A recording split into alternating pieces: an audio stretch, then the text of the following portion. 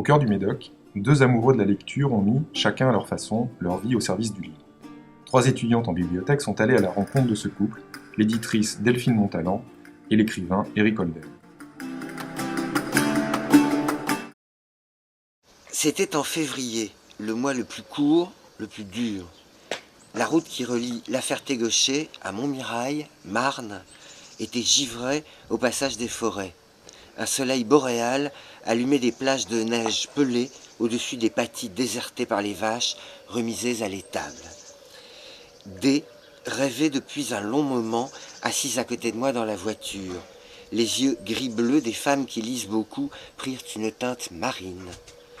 J'aurais le sentiment de rater mon existence si je n'habitais pas près de l'océan, dit-elle brusquement, et je n'aimerais pas attendre d'être à la retraite.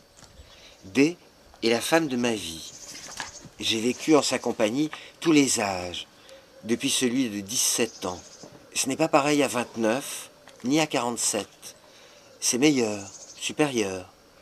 À présent, il paraît que nous nous ressemblons. J'entendais pour la première fois sortir de sa bouche l'ombre d'un regret. Elle formait une tache noire qui irait, je le savais, en s'élargissant. Fermant la trappe sur cette vision d'encre renversée, je nous donnais 2 ans pour déménager. L'écrivain Eric Holder a quitté la vie parisienne pour s'installer dans le Médoc. Son écriture subtile et intérieure lui a valu une reconnaissance certaine du milieu littéraire. 3 de ses œuvres, dont Mademoiselle Chambon et Bienvenue parmi nous, ont été portées à l'écran, et son dernier roman, Embrasez-moi, a été publié en 2011 chez Le Dilettante. Durant cette journée, il a accepté de nous en dire plus. C'est une enfance comme les enfances de tous les lecteurs, durant laquelle on se sent seul, incompris, on pense développer une sensibilité. Bref, on ne trouve pas d'équivalent. Nous sommes tous ainsi 2 ou 3 par classe, parfois plus. Nous sommes des élèves solitaires, souvent. Et nous trouvons la chaleur et le réconfort dans les livres. Ce sont des personnes qui cultivent les mêmes sentiments que nous et ô combien mieux exprimés. Donc voilà l'enfance par rapport au livre. Et donc qu'est-ce qui t'a amené à écrire? Le fait évidemment de vouloir rester parmi les livres. C'est un métier comme un autre quand on veut vivre continuellement parmi les livres. Et puis c'était quelque chose de rêve pour un jeune garçon, un peu comme aviateur, ou c'était un métier de rêve. Il semblait qu'on travaillait tard la nuit en frappant sur une machine à écrire avec du bourbon et des cigarettes à côté. Et donc comment s'est passée la publication de ta première œuvre? Est-ce que tu peux nous en parler? Oui, c'était un mince volume. C'est toute une histoire un peu longue, je vais abréger. C'était un mince volume chez un jeune éditeur, entre guillemets, dont c'était les premières publications.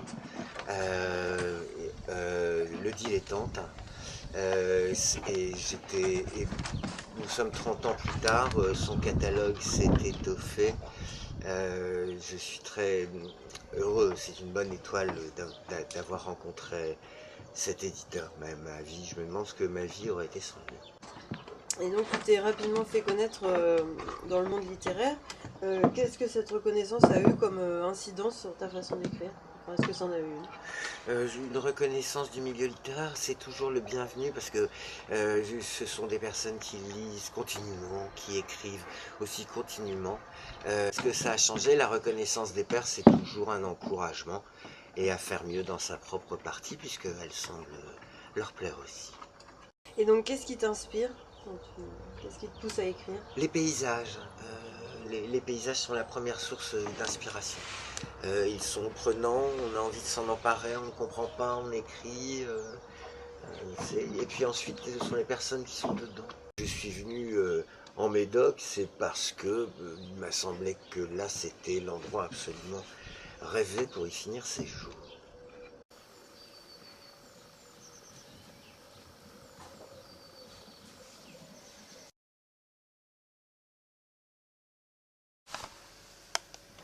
Alors Eric, comment écris-tu? As-tu des habitudes particulières? À quel rythme? À quelle fréquence? 6 h du matin, un break de 9 h à 10h, puis jusqu'à 13h, enfin de 16h à 20h. Voilà. Un livre par an me semble être ce que je fais. Et quels sont tes auteurs favoris? C'est le plus récent qui va gagner. Le plus récent, par exemple, c'est le général de Gaulle, les mémoires de guerre du général de Gaulle, 3 tomes. Cet homme est tellement humble. Les livres sont nombreux, je renonce à dire quels auteurs en particulier. 2 de tes œuvres ont été adaptées au cinéma. As-tu participé, dans quelle mesure as-tu participé à la réalisation de ces projets? Presque rien. Je me suis contenté d'approuver 2 ou 3 fois chaque tournage lorsqu'on me posait une question. À chaque fois, bien entendu, on cherchait un assentiment que je ne pouvais que donner, c'était bien vu à chaque fois. Mais ça s'est arrêté, mais vraiment très très peu de rapports. Es-tu satisfait des résultats? Oui, tant l'un que l'autre sont je pense, des petites merveilles. Outre que ce sont des arborescences curieuses et bienvenues de ce que j'ai pu écrire, je trouve que chacun de ces films dans son genre est soigné, un petit bijou. Et peux-tu nous parler de tes projets en cours ou futurs? Là, ça va être, je m'absente 3 mois dans une résidence d'artiste, j'en profiterai pour écrire. Après, un film Bienvenue parmi nous va sortir en juin, donc une 3e adaptation. Je vais guetter la sortie, effectivement. Peux-tu nous parler de la relation que tu entretiens avec tes éditeurs? Elles sont de 2 ordres. Il y a ce dilettante chez qui j'ai été édité pour la toute première fois et dont j'admire absolument le travail.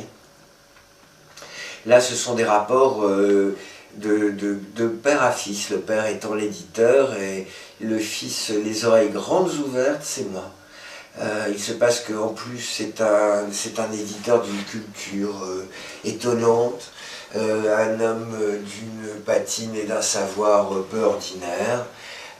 C'est toute proportion gardée, un Jérôme Lindon pour les éditions de Minuit, et bien Dominique Gauthier, le dilettante, c'est à peu près ça. Donc vous voyez dans quel rapport je peux être vis-à-vis de lui, c'est-à-dire je suis tel un fils à ses côtés, il n'y a pas d'autre terme. Et puis il y a une 2e sorte d'éditeurs, en l'occurrence le Seuil, qui sont des éditeurs qui appartiennent, le Seuil appartient à un groupe, le groupe La Martinière. Ce sont des directeurs littéraires, là plutôt qu'il s'agit de fréquenter. Parmi tous ces directeurs littéraires, c'est-à-dire que la maison d'édition ne leur appartient pas, ils ont des goûts certes, mais enfin ils les mettent au service d'autres éditeurs. Parmi eux, Bertrand Visage, nous sommes mus par une sorte de relation suprasensorielle, j'ignore le mot. De temps en temps, il a une pensée envers moi qui se révèle juste, elle se traduit par une lettre, un coup de téléphone. Il m'arrive aussi d'avoir ce genre de réaction dans l'autre sens et nous mettons au point ainsi des livres ensemble. Ça peut s'échelonner sur une durée de 2 ans, ça va être le cas du prochain. Mais c'est une relation que nous avons tissée ensemble et qui n'appartient qu'à nous. C'est aussi eh bien, nous sommes dans l'empire des signes avec l'écriture, eh bien avec les éditeurs aussi. Et peux-tu nous parler de ton projet commun avec l'éditrice Delphine Montalent? Ah, Delphine Montalent, qui est également donc la femme de ma vie, a eu une très belle idée, un alphabet des oiseaux. Avec une illustratrice telle que Delphine Montalent l'a trouvée, c'est une illustratrice qui a l'œil véritablement, voilà que notre œil est frappé, et voilà qu'en même temps un texte s'y associe, hein, et le texte, lui, fait volter, pourrait-on dire, le dessin qui y est associé. Concernant l'avenir du métier d'écrivain, qu'en penses-tu? Je n'ai même pas pensé si les écrivains avaient un avenir. Il me semble que c'est un vieux métier et qui, comme certains autres, il perdurera.